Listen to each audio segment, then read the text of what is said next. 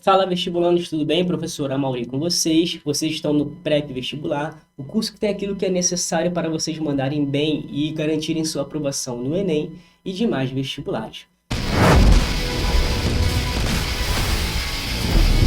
Pessoal, hoje eu vou trabalhar com atualidades referentes ao ciclone extratropical que atingiu a região sul do Brasil e ao terremoto que afetou o Marrocos, tudo bem? Então prestem atenção. Antes de iniciar, vou pedir para vocês deixarem um like, acionarem o sininho das notificações e comentar aqui embaixo também quais outros vídeos, quais outras atualidades vocês querem que a gente traga para vocês.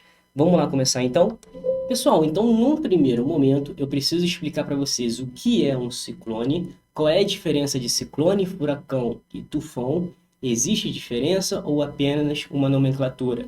Eu vou explicar para vocês e vou também falar, né, das três classificações de ciclones existentes. Então preste atenção, vem comigo, vamos lá entender. O que são ciclones? O ciclone é caracterizado por um sistema rotativo de chuvas, tempestades e rajadas de ventos que se formam em águas tropicais e subtropicais. Essa partezinha aqui, pessoal, é bastante importante, porque a gente vai perceber que um ciclone ele vai iniciar, né, no mar, a partir o quê? Do calor das águas do oceano ali em regiões tropicais e subtropicais. Tudo bem? As três classificações possíveis: ciclones tropicais, ciclones extratropicais, esse sim, né, que afetou a região sul do Brasil, e ciclones subtropicais. Então, vamos entender o que é cada uma dessas classificações. Ciclones tropicais, também conhecidos como furacões ou tufões. Pessoal, preste atenção porque aqui a gente vai ter apenas uma mudança na nomenclatura, tudo bem? Então, no hemisfério norte, geralmente, né, se chama de furacões, principalmente ali nas regiões que vai afetar o México, os Estados Unidos, a Europa, são conhecidos como furacões. Os tufões são esses mesmos eventos climáticos, esses mesmos fenômenos, só que no Oriente, lá na região da Ásia. Lá são chamados de tufões. E aqui no hemisfério sul, sobretudo no Brasil, pessoal, nós chamamos de ciclone. Então a diferença é apenas realmente aí na nomenclatura, tudo bem? Dependendo da região do mundo que você tiver, essa nomenclatura vai ser diferenciada. Porém, é basicamente o mesmo fenômeno, perfeito? Então, continuando aqui, a gente vai perceber o seguinte, ó, ciclones tropicais, o que são? São conhecidos também como furacões ou tufões, são os tipos mais intensos e devastadores e não estão associados a frentes frias, ou seja, estão associados a regiões de áreas de baixa pressão, ou seja, de calor extremo. Esse tipo de evento natural atua em regiões equatoriais sobre os oceanos e retira energia do calor do mar. Pessoal, uma coisa que a gente tem que ter em mente, tá? O que é uma área de baixa pressão? É uma área mais quente. O ar de baixa pressão é um ar mais leve, é o ar quente que sobe, tudo bem? O ar frio, pessoal, é um ar mais pesado, é um ar mais denso, então ele desce, tudo bem? É o ar de alta pressão. Então, alta pressão, frio, baixa pressão, quente. O vento, pessoal, é o deslocamento do ar através dessa diferença de pressão. Então, o vento se desloca sempre da alta pressão para a baixa pressão. Então, áreas quentes são áreas que vão atrair ventos, tudo bem? Então, fica ligadinho nisso. Continuando aqui, ciclone extratropical, esse, né, que afetou a região sul do Brasil. Estão sempre associados a uma frente fria. Seu núcleo possui temperaturas menores do que a atmosfera externa. São os tipos mais comuns no Brasil, principalmente no inverno, através da massa polar atlântica. Rapaziada, não se esqueçam, o Brasil tem 5 massas de ar atuantes. Todas são massas quentes, apenas uma é uma massa fria, que é a MPA, massa polar atlântica. Polar, fria, atlântica, úmida. Então ela vem trazendo para o Brasil quedas de temperaturas, geadas e chuvas também. Prestem atenção, porque como no Brasil vai predominar mais as massas quentes, a MPA, a massa polar atlântica, ela vai ter uma forte atuação na região sul do Brasil e também um pedaço ali do sudeste e um pedacinho do centro-oeste também. No restante do Brasil, é possível ela atuar? É possível, mas ela perde muita força. Quando ela chega, inclusive, na região norte do Brasil, ela provoca o fenômeno da friagem, que é o quê? Uma diminuição da temperatura e uma diminuição das chuvas na região norte do Brasil, o que é muito raro, tá? Porém, a gente teve aí, né, a friagem acontecendo nos últimos 5 anos no Brasil, tá? Esporadicamente, mas ela veio acontecendo. Então fica ligadinho, tá? Porque a região sul geralmente é a mais afetada pela massa polar atlântica. Depois ela vai perdendo força, né, de acordo com a atuação no território brasileiro, já que predominam as massas quentes. Perfeito? Então, continuando aqui, tá, galera? Agora, ciclones subtropicais. Também é mais comum no Brasil, né? Os extratropicais e os subtropicais. O que atingiu o Brasil, que a gente vai trabalhar hoje, é um extratropical. São mais frequentes na primavera e não precisam estar associados a uma frente fria. O núcleo deles é misto, com partes quentes e geladas. Quanto mais próximo da superfície está o ciclone, mais elevadas são suas temperaturas, tá? Então essas são as três possíveis classificações. O que atingiu o Brasil foi o ciclone extratropical, tá? Então, galera, prestem atenção porque esse fenômeno, né, está cada vez mais frequente no Brasil. Há alguns meses já que a gente está vendo aí a ocorrência de ciclones.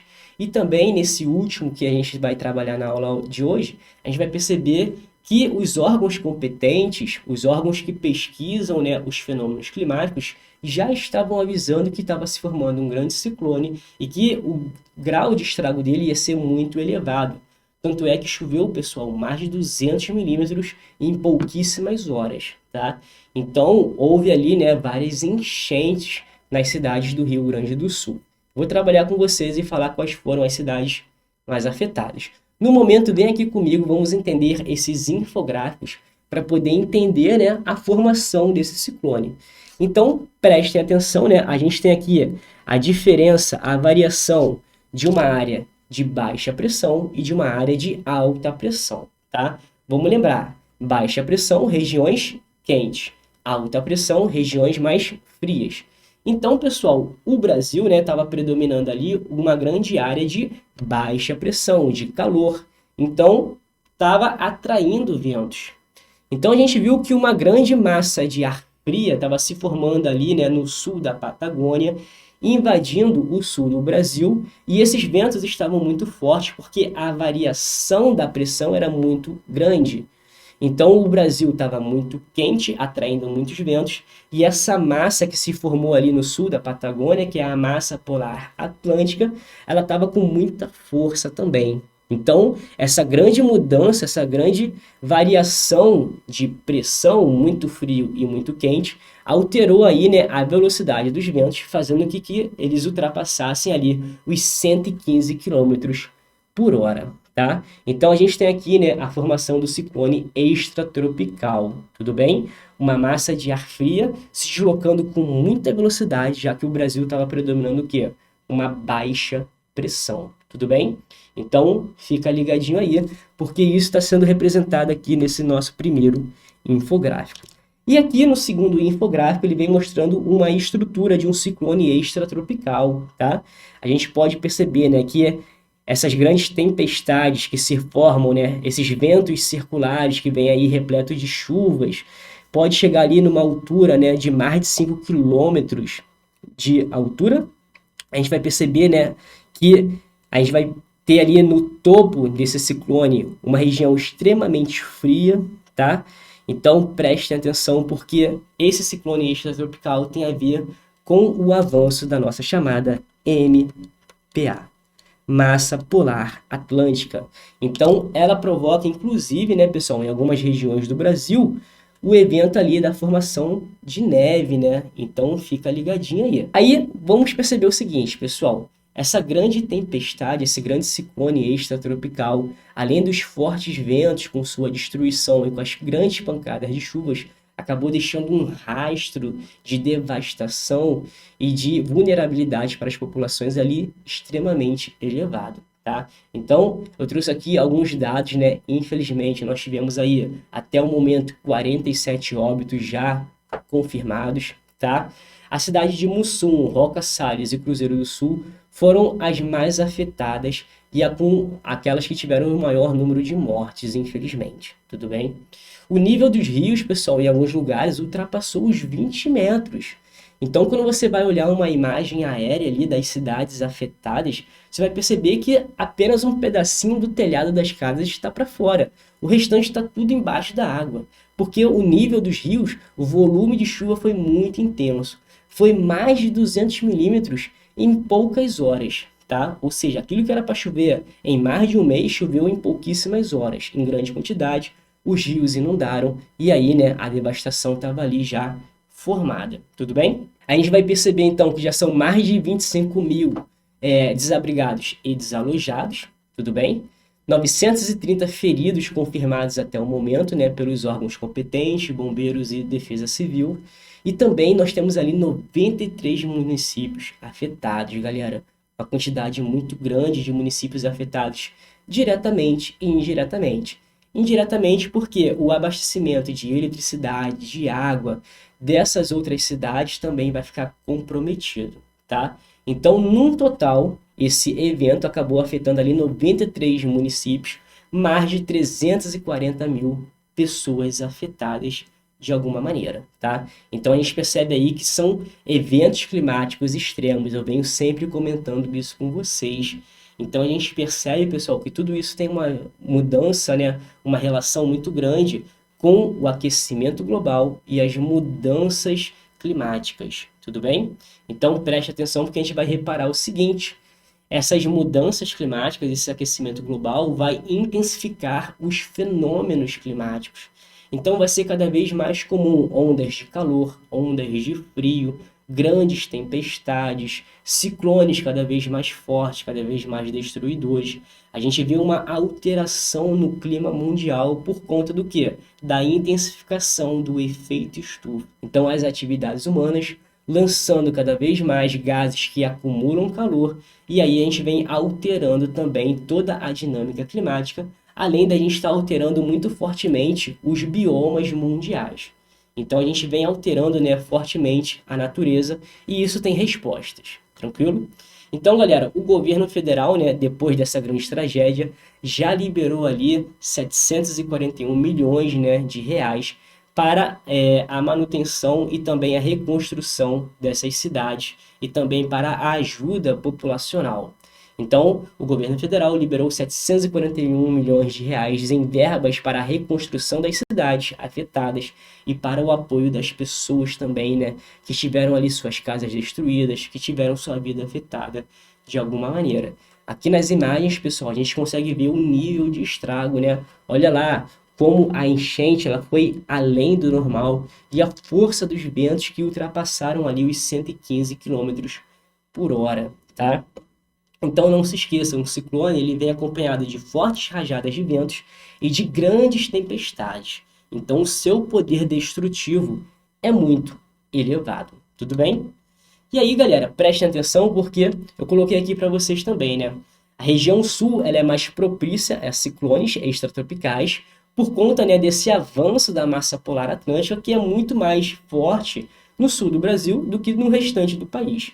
Então está mais suscetível a isso. O Brasil predomina, né, os climas quentes, então é uma grande área de baixa pressão e ali aquela massa de ar fria que se desloca é uma massa de alta pressão. Então a força dos ventos vem muito rápido.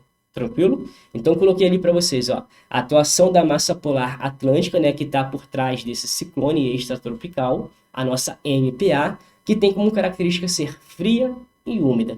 Então ela traz quedas de temperaturas e chuvas também. No caso do ciclone, quedas de temperatura, fortes chuvas e fortes rajadas de ventos, tudo bem? Os deslizamentos também são muito comuns, principalmente nas regiões serranas, os solos vão ficar rapidamente encharcados, então vai provocar ali, né, os movimentos de massa, os deslizamentos, o que vai prejudicar, né, as casas, as pessoas que habitam nas regiões próximas ali das serras, das encostas e assim por diante. A gente teve também, né, várias enchentes em várias cidades, como a gente viu, né, foram 340 mil pessoas afetadas de alguma maneira, tá? Então tudo isso, pessoal, tem a ver com o quê? Com aquilo que eu comentei com vocês, mudanças climáticas e aquecimento global, ou seja, eventos climáticos extremos cada vez mais comuns por conta, né, desses fenômenos. Tudo bem? Aqui, pessoal, vou até sair da tela rapidinho para vocês. Eu mostrei, né, como esses ciclones se formam na região sul. Então, preste atenção, ó, a diferença da pressão de uma área de baixa pressão, uma área quente, tá? E uma área aqui de alta pressão, tudo bem? Então, essa mudança de pressão, essa variação vai provocar o quê? O rápido deslocamento dos ventos. A tempestade começa com várias nuvens que começam a gerar de modo coordenado. No hemisfério sul, esses ventos, né, são em sentido horário, até formar uma espiral de nuvens. O movimento cria o olho e no centro, né, ganha maior força todos esses eventos, né? Os ventos, as chuvas, é tudo mais forte, tudo bem?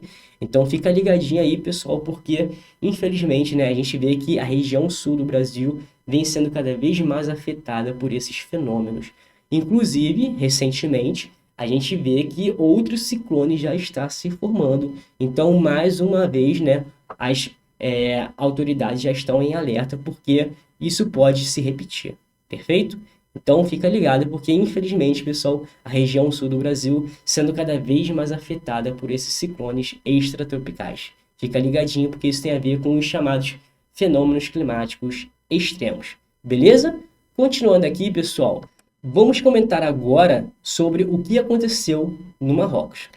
Então, preste atenção porque no Marrocos a gente teve ali, né, um forte terremoto que acabou abalando várias cidades. Preste atenção porque a gente vai perceber que o Marrocos ele não está diretamente ali em cima do encontro das placas tectônicas, mas ele está numa região bem próxima, tá? E o território do Marrocos existem várias falhas geológicas. E o terremoto que nós tivemos no Marrocos foi um terremoto de falha geológica, o que não é tão comum assim. Tudo bem? Então, vem comigo que a gente vai entender o que aconteceu aqui no Marrocos. Então, pessoal, sempre referenciando, colocando aqui para vocês, né, de onde eu tiro as imagens. Eu tirei aqui do site do Poder 360, site de notícias. E a gente vai perceber o seguinte, ó. Esse terremoto que nós tivemos aí nos últimos anos, né, foi um dos mais fortes. Então, preste atenção, ó. Terremoto no Marrocos é o mais mortal desde 1960. Então, ao longo do tempo, o Marrocos tem ali, né, um certo histórico de terremotos até considerados, né? Então, ali em 1960 nós tivemos um de 5,8 na escala Richter. Esse atual foi de 6,8.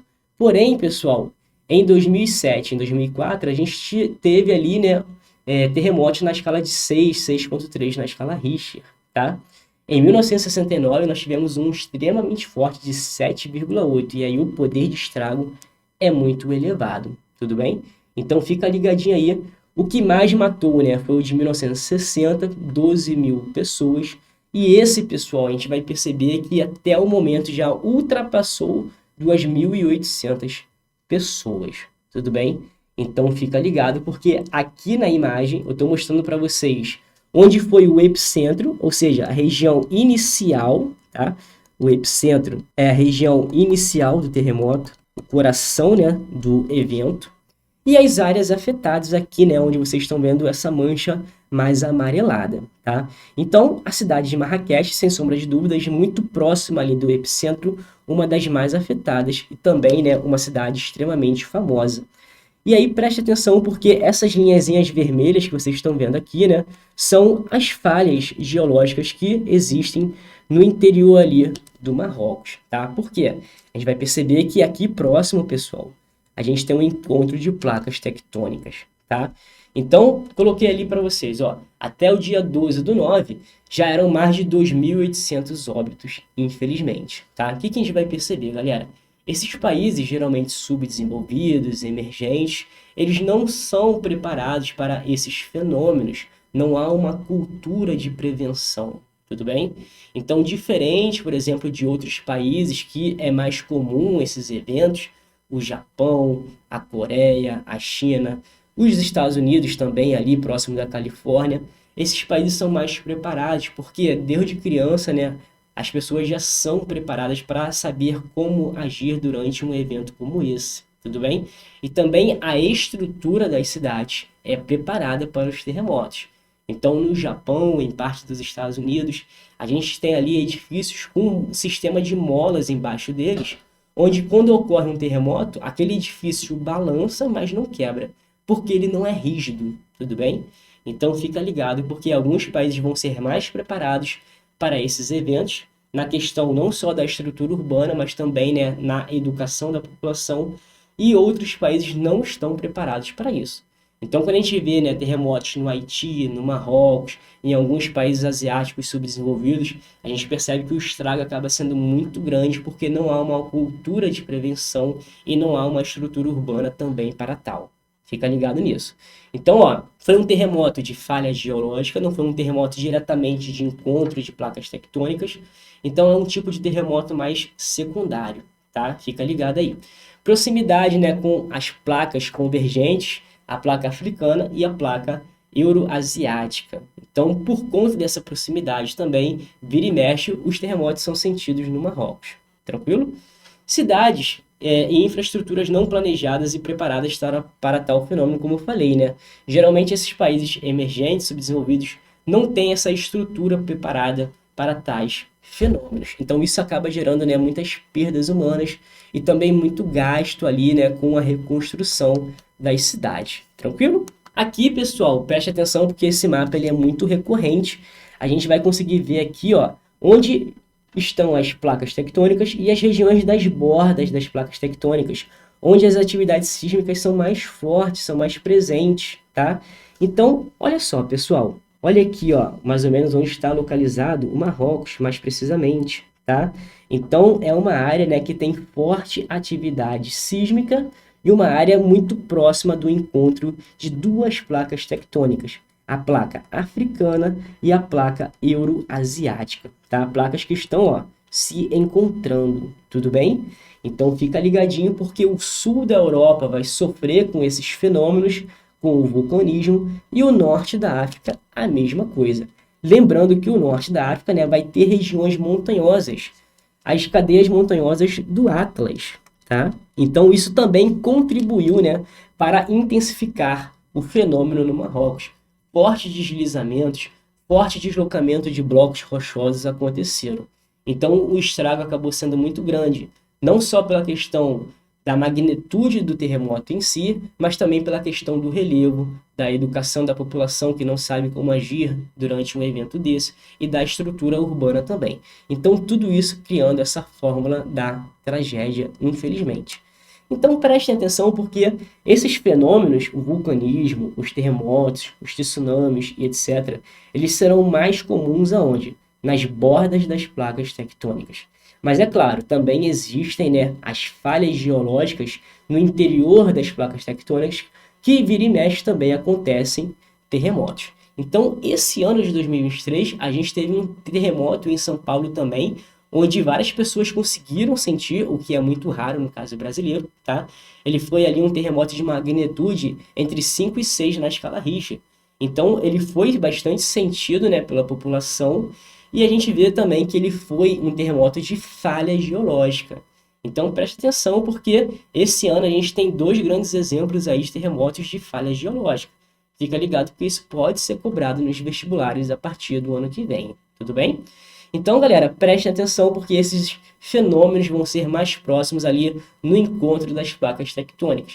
E aí vamos lembrar, né? São três movimentos de placas tectônicas principais.